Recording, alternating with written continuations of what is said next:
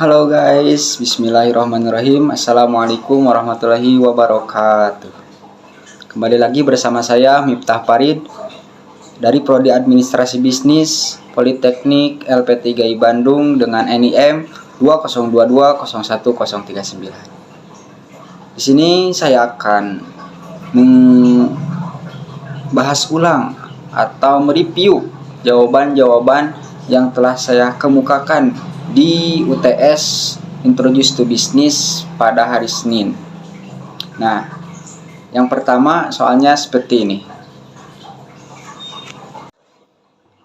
Nah, berdasarkan soal nomor 1 tadi, menurut saya pribadi, usaha yang paling cocok ataupun usaha yang paling mudah untuk dijalankan saat ini yaitu usaha di bidang makanan ringan ataupun minuman. Nah, usaha makan ringan apa yang akan dijalankan? Mungkin yang pertama kali yaitu basreng, dan kedepannya bisa mengembangkan terus dengan beberapa jenis makanan ringan lainnya. Kenapa saya memilih hal tersebut? Karena saya rasa makanan ringan adalah suatu yang sangat mudah. Kita tidak perlu membuatnya, tapi kita cukup menjadi reseller sebuah produk yang telah berkembang dan yang sudah ada. Kemudian dari segi pemasaran juga sangat mudah. Kita bisa menawarkan secara langsung di kampus maupun di luar kampus, ataupun kita bisa menitipkannya di koperasi maupun kantin, entah itu kantin kampus apakah kantin sekolah. Insya Allah bisa dititipkan.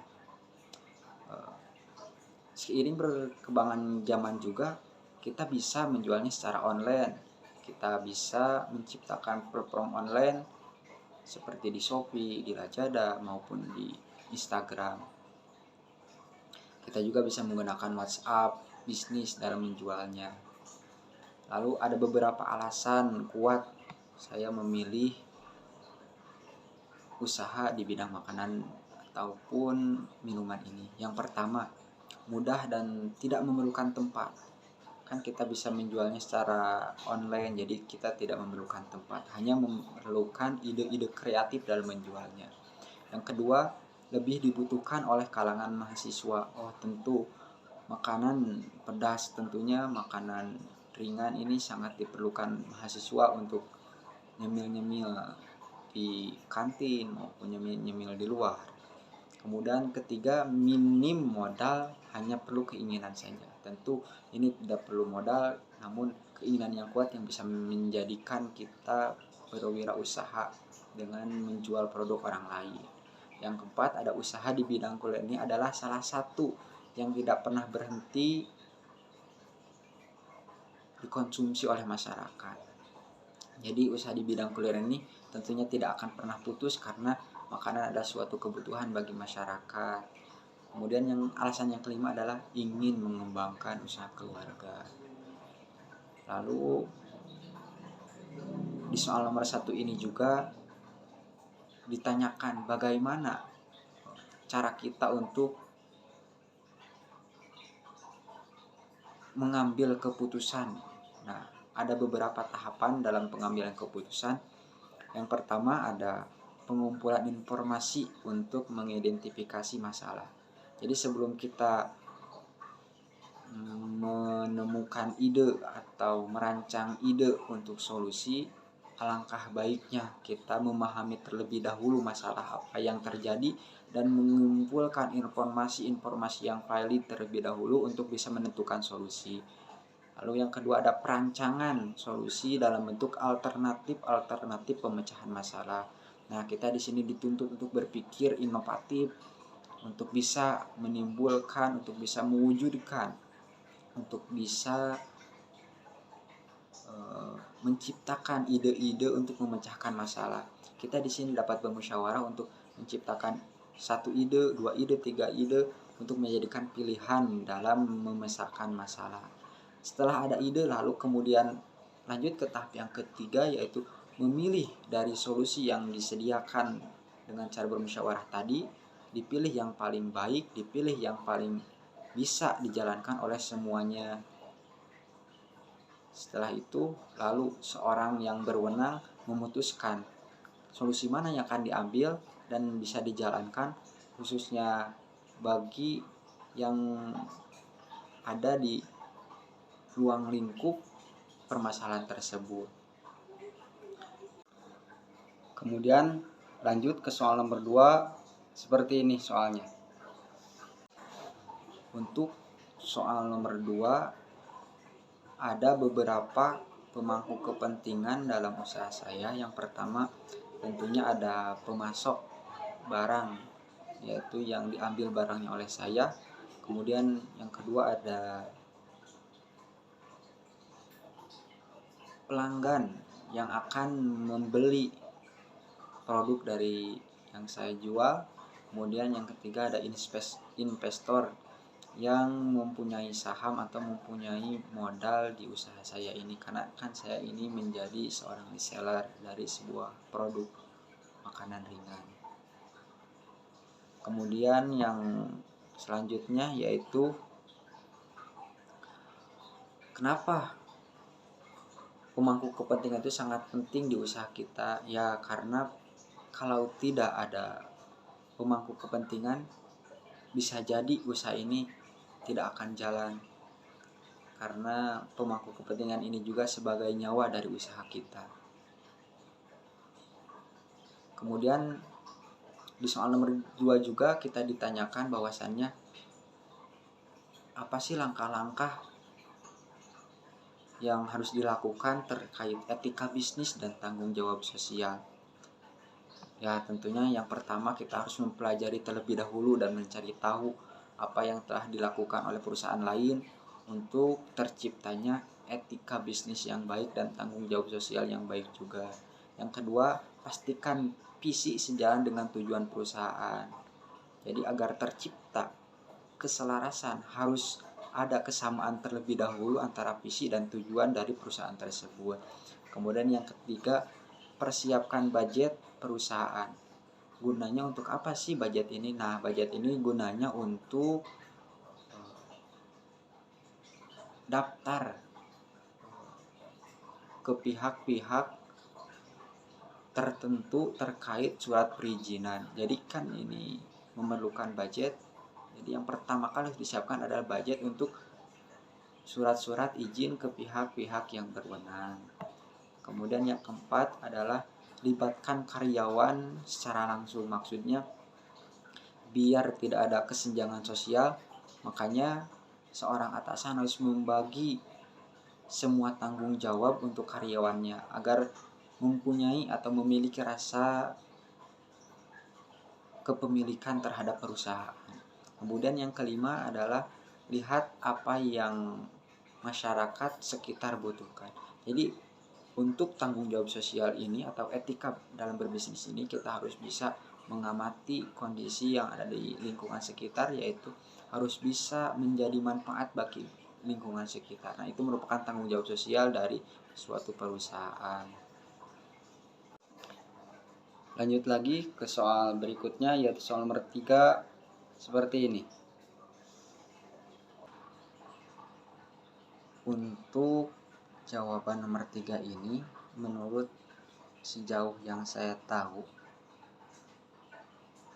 yang dimaksud dengan laju pertumbuhan ekonomi adalah gambaran sejauh mana keberhasilan pembangunan suatu daerah ataupun negara dalam periode waktu tertentu. Biasanya laju pertumbuhan ekonomi ini dipengaruhi oleh adanya suku bunga dan inflasi.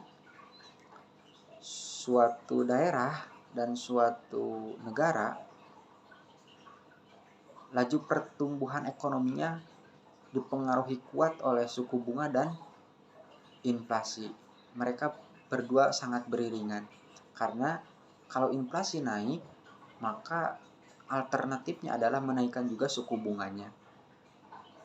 Nah, yang dimaksud suku bunga adalah balasan jasa yang diberikan pihak bank kepada nasabah yang membeli atau menjual produknya. Kemudian inflasi itu adalah kenaikan harga barang atau jasa secara umum dan terus-menerus dalam jangka waktu tertentu. Kemudian ada dampak dari laju pertumbuhan ekonomi, baik secara kenaikan maupun penurunan akan berpengaruh terhadap usaha yang kita jalankan. Misalkan dalam keadaan laju pertumbuhan ekonomi sedang naik, maka harga barang atau jasa yang kita jual pun akan ikut naik. Beda lagi kalau laju pertumbuhan ekonomi mengalami penurunan, maka bisa jadi usaha kita akan sulit mengalami perkembangan. Kemudian dampak dari kenaikan suku bunga dan penurunan suku bunga juga akan berpengaruh terhadap usaha yang kita jalankan. Karena apabila suku bunga naik, maka akan berpengaruh terhadap barang-barang yang kita jual maupun yang kita beli. Sedangkan apabila suku bunga mengalami penurunan, maka usaha kita terpengaruh terhadap para investor yang memberikan kita nyawa dalam berusaha, karena mereka akan mengalami kerugian dalam penghasilan. Kemudian dampak dari kenaikan inflasi di daerah atau negara berpengaruh terhadap usaha yang kita jalankan. Dengan adanya inflasi akan sangat berpengaruh signifikan terhadap harga pokok yang sangat mahal, sehingga daya beli masyarakat pun mengalami penurunan ataupun berkurang.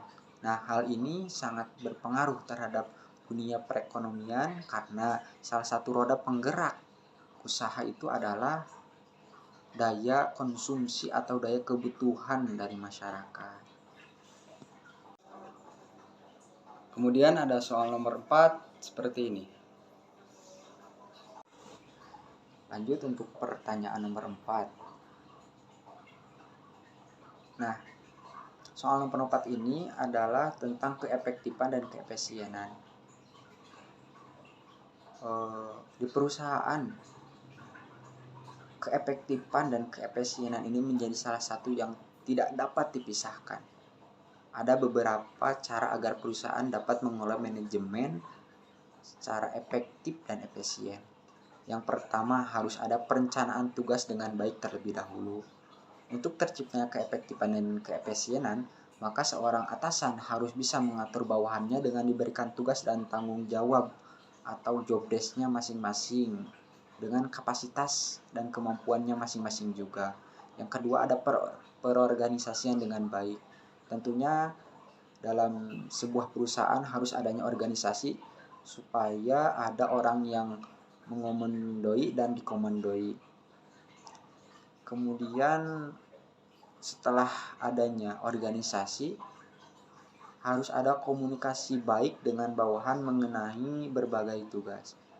Setelah diberikan mandat dari sebuah organisasi, mulai dari atasan sampai bawahan, maka harus adanya komunikasi atau pemberian pengarahan dari seorang atasan ke bawahan dengan tujuan bisa menjalankan perusahaan di dalam koridor yang telah ditentukan sesuai visi dan tujuan perusahaan.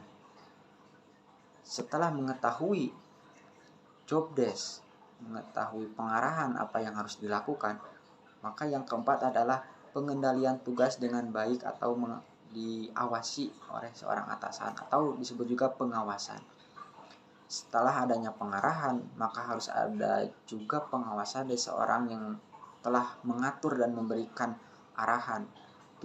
Tujuannya dari pengawasan ini adalah untuk memonitoring agar kegiatan organisasi dapat dipastikan berjalan dengan baik dan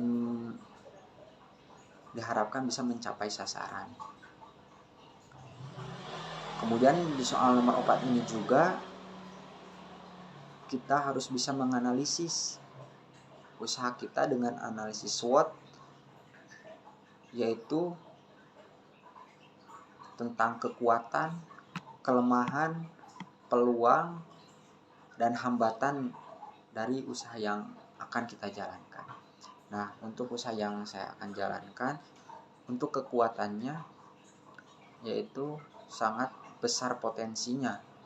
Usaha di bidang makanan ringan ini ataupun minuman ini, karena makanan atau minuman adalah suatu kebutuhan manusia yang tidak akan pernah berhenti. Kemudian usaha makanan dengan basreng ini juga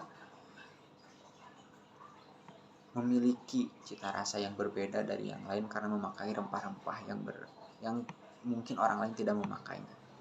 Dan dari beberapa varian rasa juga yang menjadi keunggulan dari produk ini. Kemudian ada kelemahan dari produk ini, yaitu pesaingnya sangat banyak dan sudah mempunyai brand-brand yang terkenal di masyarakat. Jadi kesulitan saya yaitu mengenalkan produk saya di kalangan masyarakat. Kemudian ada peluang dengan adanya pergeseran ke arah digital, maka menjadi peluang emas bagi saya untuk membuka platform online dan menjual produk di online seperti Shopee, Tokopedia, Lazada ataupun di Instagram. Kemudian ada hambatan yang saya harus bisa lalui, yaitu tentang pengembangan usaha ini untuk menjadi usaha yang tidak monoton di satu produk, tapi harus bisa menjadi berkembang tidak di satu bidang produk saja. Dilanjut ke soal yang terakhir, yaitu soal nomor 5. Seperti ini pertanyaannya. Untuk jawaban nomor 5, yaitu langkah atau cara saya merintis, bisa disebut juga menjalankan usaha. Yang pertama, pastinya harus ada keberanian.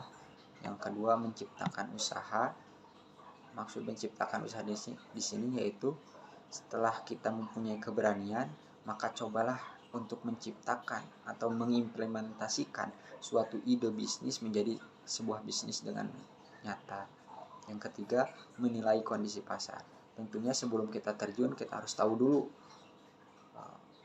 sasaran pasar kita itu di mana, target pasar kita itu siapa, supaya lebih terarah dalam berbisnisnya. Yang keempat, ada mengembangkan keunggulan. Nah, jadi kita itu harus tahu tentang produk kita dan keunggulannya itu seperti apa, supaya bisa kita mengembangkan keunggulannya dan tidak monoton di satu produk saja. Kemudian yang kelima, mengembangkan rencana bisnis. Kita harus mempunyai planning untuk mencegah kejenuhan pelanggan. Kedepannya kita harus menyiapkan rencana pengembangan bisnis lagi ke arah yang lebih baik. Kemudian yang keenam, ada manajemen risiko. Jadi sebelum kita terjun di dunia bisnis, alangkah baiknya kita memahami terlebih dahulu risiko-risiko yang akan terjadi di bisnis ini seperti apa. Karena tidak mudah dalam berbisnis, sangat banyak risiko yang akan kita hadapi. Kalau tidak persiapan, takutnya kita setelah terjun di dunia bisnis, kita akan shock saat mengalami masalah dalam menjalankan usaha. Mungkin itu saja yang bisa saya sampaikan dalam membahas kembali soal-soal UTS di hari Senin ini. Mudah-mudahan ada manfaatnya. Sekian dari saya. Wallahul muwaffiq ila aqwamit thoriq. Wassalamualaikum warahmatullahi wabarakatuh.